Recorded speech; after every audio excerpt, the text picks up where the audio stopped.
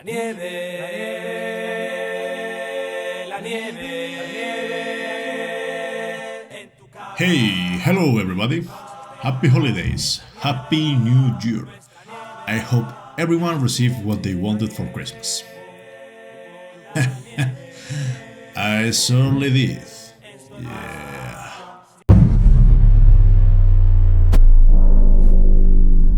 Oh. Well, I'm sorry about that. I swear I wanted to load up the next Devblog, but life attacked me. I managed to get a very exciting new job, continue developing Believe, of course, playing different TTRPG systems, declaring court, but didn't manage to unearth any time to upload something. I know, I'm a horrible YouTuber. But I am back.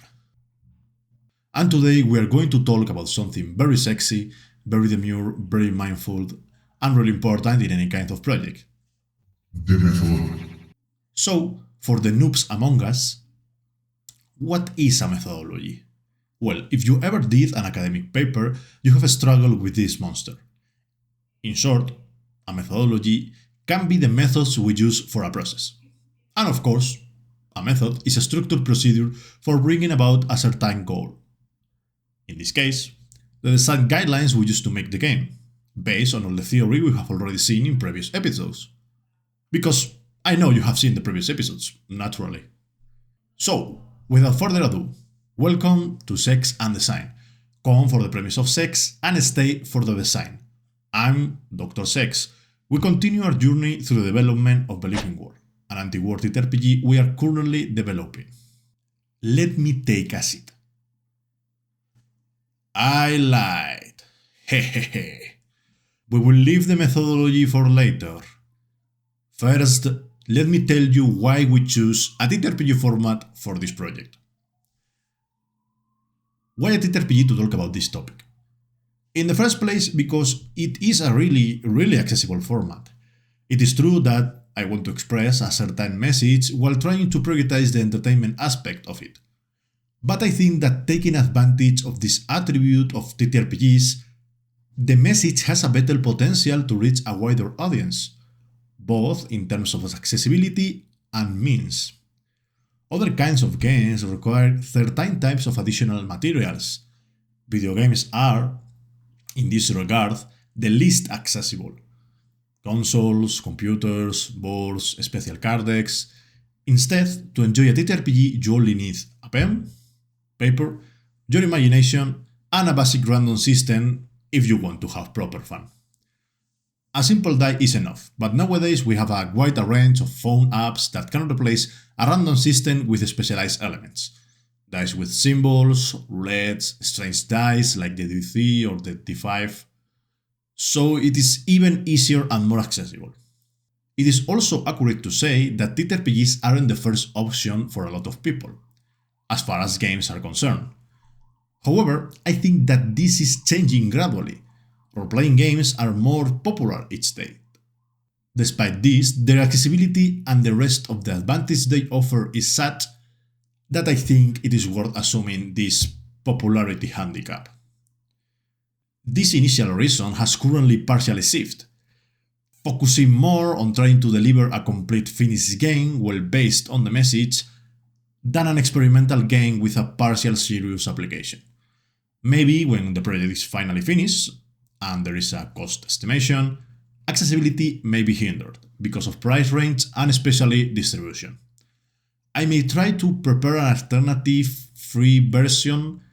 I don't know, I will have to see how the player develops and bear this in mind. The next great advantage that TTRPGs have is that they adapt depending on the needs of the players. So, the message, or rather the way the message is conveyed, can be adapted depending on the users. A group of children is not going to have the same perspective about war as a group of teens, so it possibly is not necessary to pester them in the same way. A TTRPG does not have a fixed framework of rules, it is not pre-programmed or isolated from players' input. Its rule system should ideally allow the players to reach solutions to problems not initially planned by the system. At the same time, This is possible thanks to the game director figure, which allows us to detail the rules, the experience, and the message even more, since the director can personally adapt to situations in real time. Another great advantage of TTRPGs that is well known but usually overlooked is that they have an unlimited production capability. These games are not limited to physics or previous constrictions. A video game, or even a board game or a card game, for example, must accompany the game with the necessary materials. They must accommodate to the graphic power of the console, the number of pieces or cards, the limits of the game board. Not only that, but they must also prepare events and situations beforehand to be entertaining, trying to foresee the actions the players can or should do. Of course, all of these games are prepared and designed to be fun and entertaining within their limitations. But in TTRPGs, imagination is the limit. They have not only strategic infinity, allowing players to reach solutions never imagined by the original designers, but they also allow the players to be wherever they want, with whoever they want. There is not any additional cost to better dress or change the experience. If the players need to be in the distant planet of Adulan, deep in the spiral cobalt mines of the neo-traditional human hybrid federation, fighting for the working conditions of the robot miners, it just happens. There is no need to make any illustration or code any quest. Maybe it is a little abstract concept, but combining this with its adaptability and accessibility makes the format a very powerful game media. I think these are the most important characteristics for which a TTRPG can be useful to convey this kind of message. Also, I love games and role-playing games, so it is a factor. And now, yes, let's talk about the methodology employed. Regarding the design guidelines, these are the fundamentals we tried and still try to apply to the game design. First of all, use the cultural hero systems theory. Having this theory in mind, as well as some other vital elements of the anti-war cinema, 3 points have been established as necessary to include. 1. The player must experience both points of view of the conflict, or all of them, trying to avoid associating suffering and empathy with only one side. Showing both sides of the conflict is important to avoid seeing one as a scapegoat, humanizing what is usually dehumanized. Additionally, no faction must be evil or good according to our standards, because we are inside our own hero systems. Additionally, no faction must be evil or good according to our standards, because we're inside our own hero systems and we usually see the others as the bad guys. It is important to make both factions grey and different enough from real life so there is no side the player wants to support more and that feels super comfortable with. 2. The player has to experience violent combat situations that have to strike down individuals randomly and mortally. This presents a potential problem, creating an interesting and satisfactory combat system, and at the same time criticizing war can be contradictory. Why?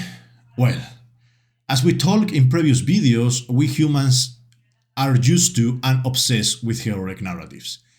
Here we see the death in combat as something natural, sometimes even part of the destiny of the hero, because death is necessary. It is a sacrifice in exchange of achieving victory.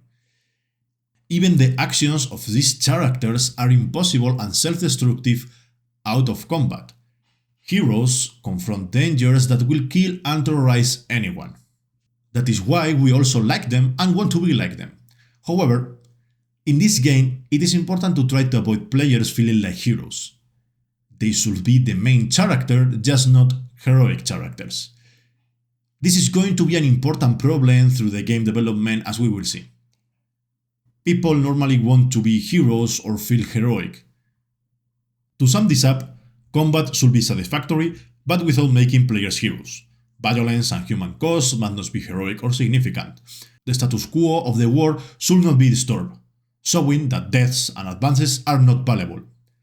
Also, the game needs to avoid giving players the opportunity to sacrifice themselves. 3. Players need to have the capability to question the cultural hero system. It is important to show how these systems lead to violence and evil. We will try to showcase this through different game mechanics that hopefully help the players observe and criticize more directly the hero systems. I will probably make a dedicated video about this. Going back to the design guidelines, secondly, it's important to alienate the setting and the conflict from historic wars. This is a fundamental part of the game development. We have decided not to associate the game to a real war setting to try not to harm the message and try to portray cultural hero systems without issues. In one hand, I hope this helps to avoid the possible prejudice of players. If I choose, for example, a real conflict for the setting, like the Vietnam War or the Second World War, that already establishes strong social preconceptions of these historical events that are going to influence the understanding of the message. The first one is a socially condemned and despised conflict, portrayed as a living hell of madness and dehumanization. The second, revered, mainly because of its fights against death, as a fair and necessary fight, where multiple heroes sacrifice themselves in the name of democracy and freedom. Abstracting the game to a recognizable but not compromised setting is important to explain that all wars are negative.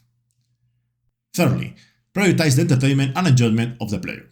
As I have insisted again and again, the main objective of the game in reality is for it to be fun to play. I hope, however, that linking meticulously the design with the theme, both are going to be the same. The objective is to create a system that can be learned and used easily but allows multiple possibilities and has enough depth. I think this will be all for today. In the next devblog, I will talk about the references I have for the project and their place in the methodology. I will also explain what playtesting is. Apparently everyone gets this wrong for some reason and there is a lot of confusion with the matter. So we will talk about it. Yeah.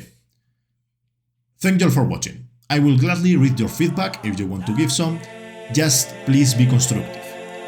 I also apologize for my English, not my first language. Farewell.